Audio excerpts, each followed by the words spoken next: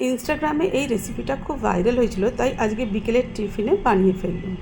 জলটা ফুটছে, তার মধ্যে সামান্য একটু নুন দিলাম আর 2 চামচের মতন তেল দিলাম। জলটা যেই ভালো মতন ফুটে যাবে, কিনে আনা নুডলসটাকে দিয়ে দিতে হবে। এবার নুডলসটাকে একটু নেড়ে চেড়ে দিতে হবে, তাহলে কী হবে, নুডলসটা খুলে যাবে।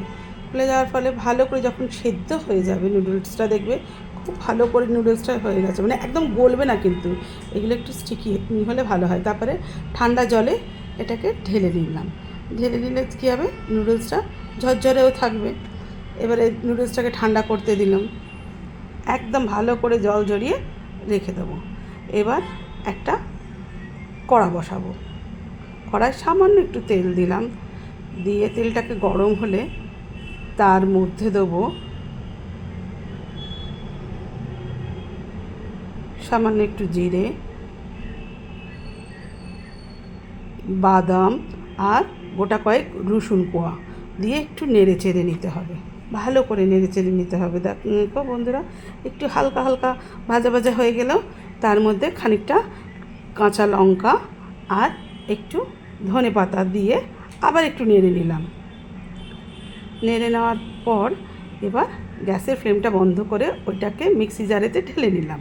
তারপর কড়ায় সামান্য একটু তেল দিলাম, দিয়ে 2টো ডিম ফেটিয়ে রেখেছিলাম ওইটাকে ভালো করে ভেজে নিলাম, দিয়ে ভুর্জি বানিয়ে নিলাম। ভুর্জি বানানোর পর ওটাকে তুলে রাখবো। এবার তারপরে আবার কড়ায় সামান্য একটু পরিমাণে তেল দিয়ে, তেলটা যেই লাল হবে তার মধ্যে ভালো করে একটু তেলটাকে নেড়ে ভালো করে যখন তেলটা লাল হয়ে যাবে, তার মধ্যে একটু রসুন কুচি দেবো।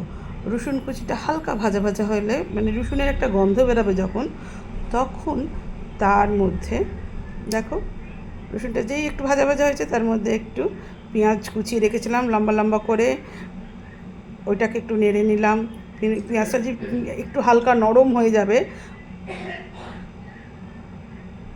দেখো ভালো করে একটু নেড়ে নিলাম। তার মধ্যে কেটে রেখেছিলাম গাজর, সেটাকেও কুচি করে দিয়ে দিলাম লম্বা লম্বা, যেমনি পেঁয়াজ কেটেছি অমনি গাজরটাকেও কাটলাম।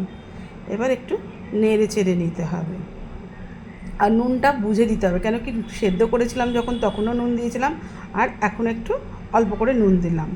তার মধ্যে এবার যেই একটু গাজরটা একটু নরম হয়ে যাবে, তার মধ্যে দেখো বন্ধুরা, এই যে মশলাটা করে রেখেছিলাম, আগে যে করে রেখেছিলাম মশলাটা, সেটা ওর মধ্যে দিয়ে দিতে হবে।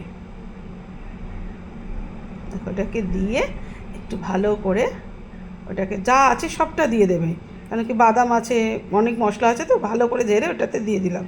দিয়ে এটাকে একটু ভালো করে নেড়ে চেড়ে নেবো। এবার যেই ভালো করে দেখবো নাড়াচাড়াটা হয়ে গেছে, তার মধ্যে নুডলসগুলো অল্প অল্প করে দিয়ে দেবো। ভালো করে দিয়ে দেবো যাতে নুডলসগুলো গায়ে না লেগে থাকে, বেশ একটু ভালো ঝরঝরে থাকলে দেখতেও ভালো লাগবে, খেতেও ভালো হবে। এবার সব নুডলসটা দিয়ে দিলাম।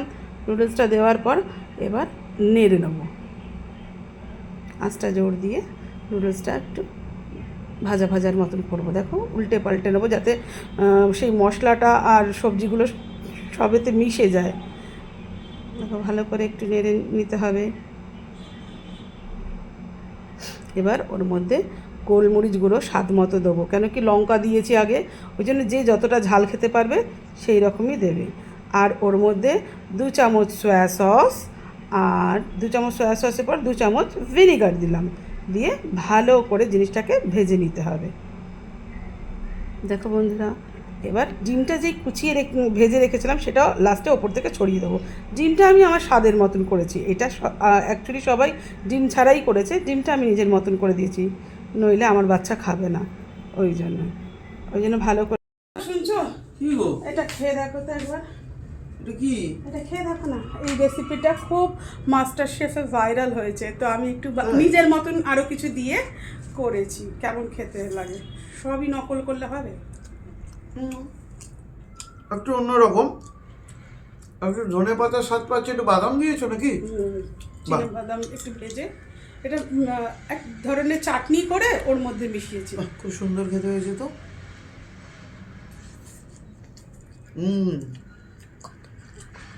খুব ভালো।